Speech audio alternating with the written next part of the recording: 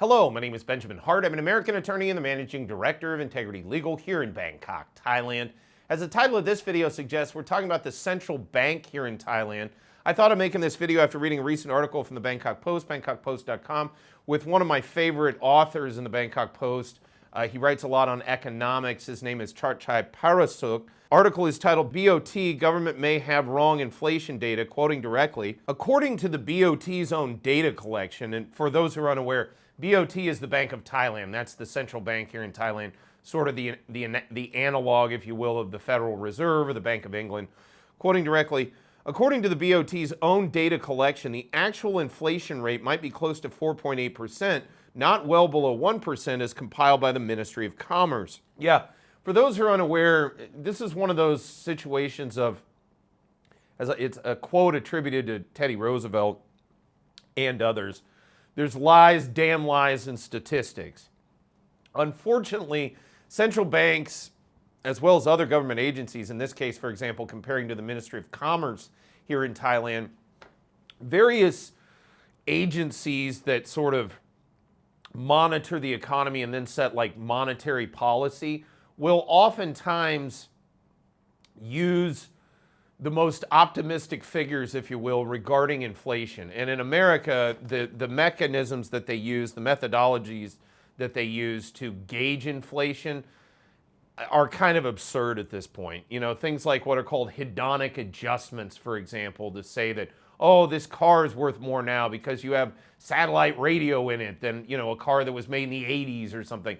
You know, that it's inherently more valuable and therefore there's less inflation associated with that. There's various means and methods of, you know, sort of manipulating the inflation data. CPI, Consumer Price Index, for example, it's my understanding it doesn't take into account food and fuel, but then it supposedly is indicative or is a metric of inflation. Well, that's rather ridiculous. They also use some other things like, you know, for housing costs, they use this metric of what it would be if you were renting your own house. Well, I'm not renting my own house. I own my house. Like, all kinds of things associated with data pertaining to the metrics of inflation. All around the world, it's been my observation that there's a lot of manipulation going on. In fact, there's a whole website, Shadow Stats, this Shadow Government Statistics, run by a guy named John Williams, who actually continues to use old metrics for inflation to see where they would be were we to continue to use like the metrics we used back in the 80s. It's a rather interesting site. That being said, quoting further, the BOT collects data on 7 essential products, namely gasohol fuel, vegetable oil, eggs, diesel fuel, cooking gas, chicken meat, and pork meat over the course of 5 years. The average annual price increase for those products is 4.79%. No wonder Thai consumers persistently complain that today's cost of living is high. If the MOC's, that's Ministry of Commerce, inflation rate is an accurate representation of the price pressure, Thai consumers should not be complaining, as the average Ministry of Commerce inflation rate is only 0.27% per annum.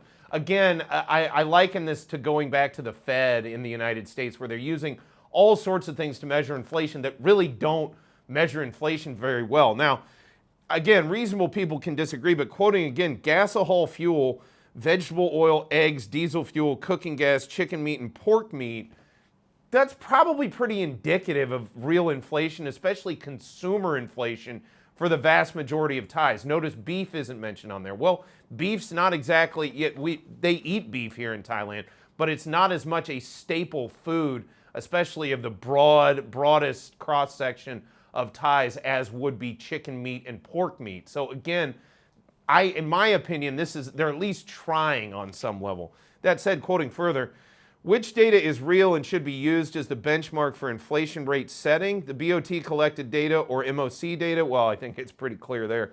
Quoting further, my answer is neither. Real inflation could be far higher than both the BOT and the MOC estimates. My argument is that the Consumer Price Index is fundamentally flawed, as it does not reflect rising debt payments. Now, that's a good point there. And I urge those who are watching this video, if you're really interested in that, in the overall analysis, check out that article in detail, Bangkok Post, bangkokpost.com. Fair enough. I think that the author brings up a good point. You're not factoring in debt, and there's many folks here in Thailand that have to deal with personal consumer debt. That said, I think it's worth pointing out that at least the Bank of Thailand is trying to actually gauge the costs of things that the rank and file Thais are actually trying to buy. And I think, again, I don't think any, as I said before, food and fuel aren't even considered in the American CPI context. So again, things like gasohol fuel, vegetable oil, eggs, diesel fuel, cooking gas, chicken meat, and pork meat, those are pretty good indicators of real inflation. I kind of wish perhaps the Fed would be a little bit more like the Bank of Thailand with that regard. But that said, as the author noted, they themselves may not be getting the best, the best metric on where inflation is actually at, again, because they're not taking into account things like debt. So that's worth pointing out. That said, all things considered, I'll take a central bank who at least is trying in good faith to ascertain what the actual rate of inflation is here in the Kingdom of Thailand.